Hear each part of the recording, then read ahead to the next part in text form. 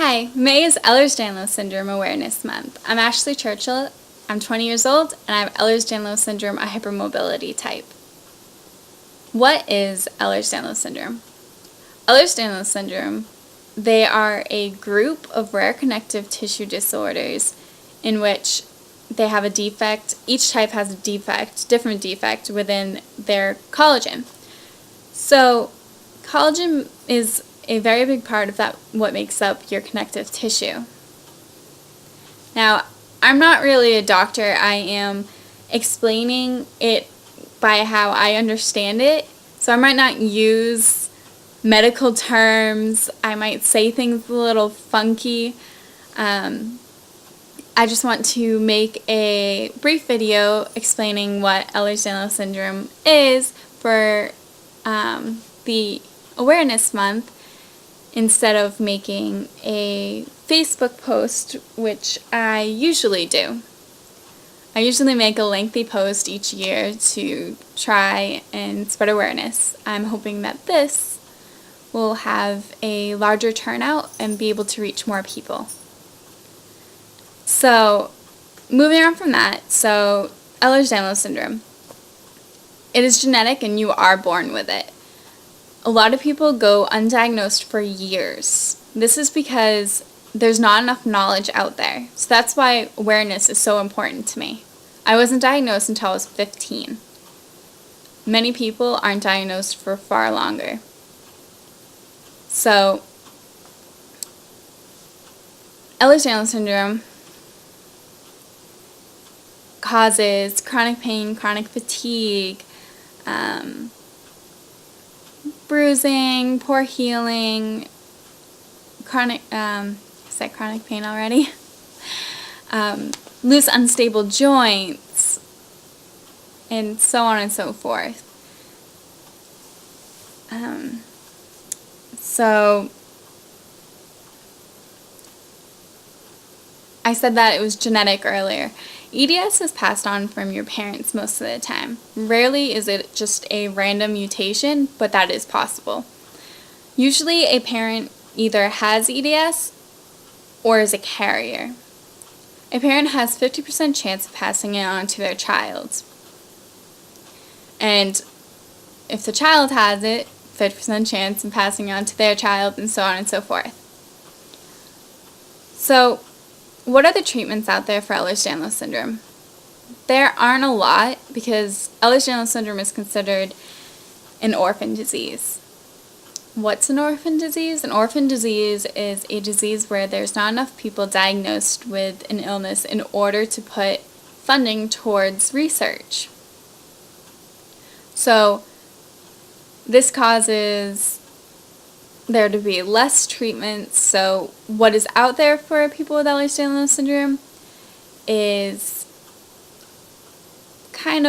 we're kind of guinea pigs. So physical therapy, but you have to modify it for somebody with Ehlers-Danlos Syndrome and not do the normal exercises because it can harm us.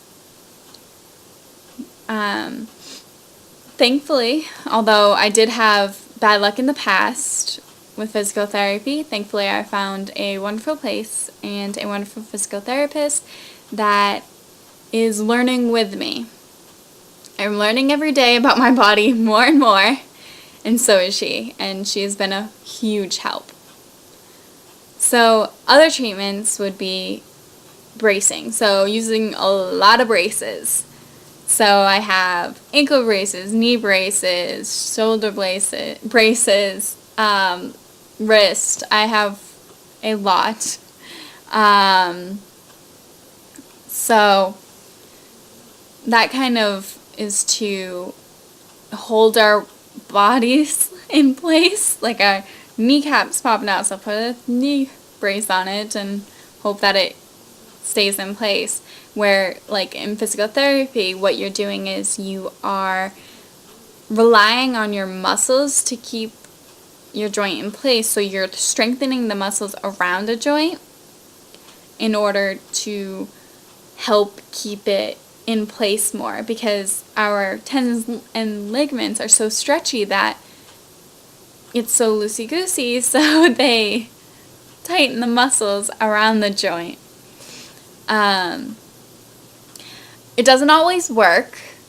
Sometimes it'll work for one joint and not the other. It all depends on your body, and it could work on your shoulder, but not somebody else who has Ehlers-Danlos' shoulder. It's all different person to person. Other treatments, which would be surgery, but that's kind of like a last resort thing. Nobody really wants to do surgery on somebody with Ehlers-Danlos syndrome because there's a lot of complications and a lot more risks. Somebody with Ehlers-Danlos syndrome usually will metabolize anesthesia faster, metabolize pain medication faster, and have poor healing, and also could have a lot of allergies to things and reactions. I have had 2 surgeries of my own so far, which what these surgeries are doing is stabilizing or like anchoring down a joint. So I've had my collarbone done. I don't know if you can see. Maybe you can see better now. I've had my collarbone done and anchored down and reconstructed and all that a year ago this past February. And then I had my shoulder done, if you can see it right here, in January, almost 4 months ago. It'll be 4 months this May 11th. So they kind of just take out all the damaged tissue and put in like a cadaver tendon or like pig tendon, something like that. They took a lot of like graft and they like knotted it all together and figurated it and tightened everything up. I have permanent sutures in my shoulder. So far so good, although we do take a longer time to recover. It has been almost 4 months with my shoulder, and I do not have my full range back.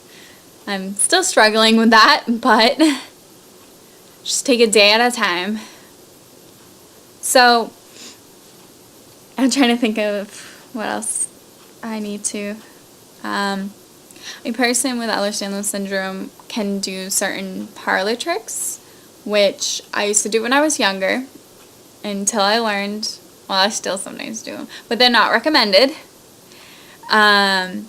They actually do a lot of damage, and the more you do them, the more damage you're causing. So parlor tricks, I mean like bending our bodies in ways that we shouldn't be. Our bodies are extra flexible. If you can see, they're hypermobile. So like we're super bendy. If you can see. Basically all my joints hyperextend beyond what they should, which I'll explain more with that in another video if I choose to do it, if this video I feel goes well. I'm planning on maybe doing a few videos throughout the month to touch up upon like different things. One of the biggest things that helps somebody with Ehlers-Danlos syndrome is a good support group. And by support group, I mean like a support system in place, like family support, which I have great family support, great friend support. My boyfriend's so supportive, his family is, everyone is so understanding, and I'm very lucky. There are some people out there that don't have that, and I've been very lucky. Very, very lucky. Thank you, everyone. So I think I'm going to wrap up the video here. If you'd like me to make a video of something else, comment what you want. If you have any questions, please ask. I'm more than willing to ask any question. I am big at spreading awareness, and I hope that this helps with that. And I'm going to wrap up the video here. Thank you for watching, and I'll let you know if I'm doing any more. Thank you.